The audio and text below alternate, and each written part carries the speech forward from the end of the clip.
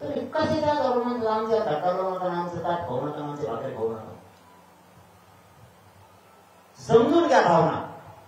कोणता तरी नेता सांगतोय म्हणून आपण काहीतरी बिघडायचं आणि रोष व्यक्त करायचा. शेवटी एकमेकाच्या दारावर एकमेकांना आपल्याला हसलेले चेहरे बघायचे एकमेकाचे. एकमेकाच्या गल्लीतून जाताना एकमेकाला चालता चालता रामराम घालत जायचे.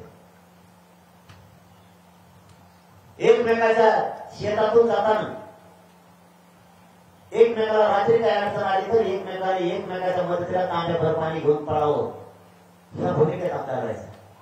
आम्ही तुमचं घेत नाही, तुम्ही सगळ्यात आधी हे समजून घ्या. तुमच्या आधी 150 वर्षापासून आरक्षण आमचं फक्त आम्हाला माहित नव्हतं ते आहे.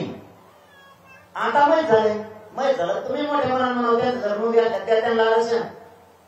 कारण तुमच्या जागेवर मराठा असतात तर तसंच म्हणला. कारण धनगरांचं आरक्षण काय घटनेनं येते ते आम्हाला ते चौकीला दाखवण्यात आलं म्हणून आम्ही आजपर्यंत ठासून म्हणतो धनगर येते द्या त्यांना आरक्षण. नसतं आम्ही नसतं म्हणलो. तसं तुम्ही खोट्याची कर ओढू नका. शेवटी प्रश्न तुमचा आहे, त्याला आम्ही काय करू शकत नाही. जर आमचं आरक्षण आहे आणि चौकीला नेतानाही वडीलबद्रीच्या धनगर बांधवांना आम्ही सोबत गेलो होतो. आजही सांगतो मी, नाही तर सांगायचं पण सांगतो. कारण ही एवढ्या सगळं दुर्बल घेऊन आणणार आहे म्हणून सांगतो. मी गोदापट्ट्यावर प्रेम करतो पण जे आंतरवाडीचे शिवा भावाचे गाव आहे त्याच्यावर सुद्धा करतो. कसं करतो ते तुम्हाला मुद्दाम सांगतो. वाढूया 10 मिनिटं, गरज आहे आता. मी 10 मिनिटं जास्त करून पण गरज आहे. मी वडीत येताना पूर्वी मी वडीत येताना सरळ जायचं. मला जर आंबवणं जायचं तर सरळ म्हणजे वडीतून सरळ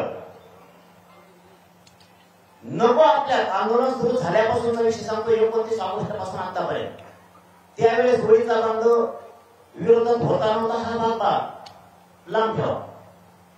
वडीतून जाताना मी सरळ जात होतो, सरळ येत होतो. जसं 29 ऑगस्ट पासून आंदोलन सुरू झालं तसं मी सरळ जातो. सर्व्हिस रोडने टर्न मारतो. जर इकडे जायचं असलं बीडकडे तर आणि इकडे जायचं असलं तर इकडून टर्न मारतो. पण वडीतून जात नाही त्याचं कारण सांग. गैरसमज होणे, जातीवाद वाढवणे. वाकडं बघितलं, गाडीचा धक्का लागला, आपले मन दुखता कामा नये. कारण आपण शिवभाऊ एक म्हणून हुराव नाचत मी नाही. मला हुराव बळच नाचता येत नाही. आपल्यात मन आहे. सातारा आला आमच्या हुराव चालायला लागला. आपले एक मन आहे खेड्यात. तसल्या वागणाऱ्यातला पट्टीतला मी नाही. त्या पट्टीत वागणारा मी नाही. नसतात तुम्ही धडक येतात म्हणल्यावर मी धडक जात जाईल. समजून घ्या. मी का नाही जाणार धडक? तुम्ही धडक येतात म्हणल्यावर मला ते नाही करायचं. तुम्ही आंदोलन वाद केलं तुम्हाला अधिकार आहे. नाही लोक दाखवला येत असो, नाही दाखवलं आणि दाखवणार मी नाही आयुष्यात नाही. मी एक प्रामाणिकपणाच बोलतोय. तुम्हाला तर काय कमेंट करायच्या काय टिप्पण्या करायच्या तुमचा धंदा. तुम्ही मला जे सत्य सांगायचं होतं ते मी सांगितलं. डर फिर नाही त्याला माणुसकी म्हणते. डर फिर नाही त्याला माणुसकी म्हणते की नाही. शेवटी एखाद्या चुकीमुळं त्यांच्या किंवा आपल्या शिवा भावात कायमची नाराजी आयुष्याची पसरू नाही. म्हणून पाय फुकून वागतो, पाय फुकूनच चालतो. पाऊल टाकताना सुद्धा विचारच करतो. ही माझी पहिल्यापासूनची भूमिका आजच नाही. मी आडू ठेवणे कधीच वागत नाही येईपर्यंत. पण त्याचा ऐकून आपले गाव, आपला समाज एकजूट राहायला पाहिजे, एकत्रित राहायला पाहिजे. एकमेकाला विरोध नाही केला पाहिजे. तुम्ही पटवून घ्या. शेवटी आमचा सुद्धा नाविलाज. जर आता असं झालं शांत बसा, ऐकायला येत आहे ना, जरा गेले समजून घ्या. मी किती तरी सांगतो. शेवटी आता आपल्या लोकांना विचार करायचा कोणत्या भूमिकेत राहायचं.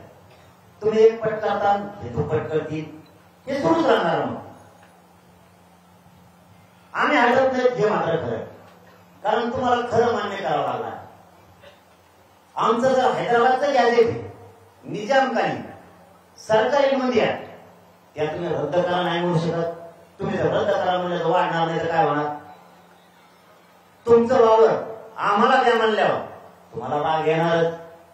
तुमच्या उभ्या पिकात जर आम्ही जंगल चालले तुम्हाला राग येणारच. मग आमच्या उभ्या पिकात तुम्ही जंगल चालल्यावर आम्हालाही राग येणार. जर आमचा सरकारी नोंदी आहे तुम्ही त्याला विरोध करता. 83 क्रमांकाला ओबीसीच्या यादीवर मराठा आणि कुणबी त्याला तुम्ही विरोध करता.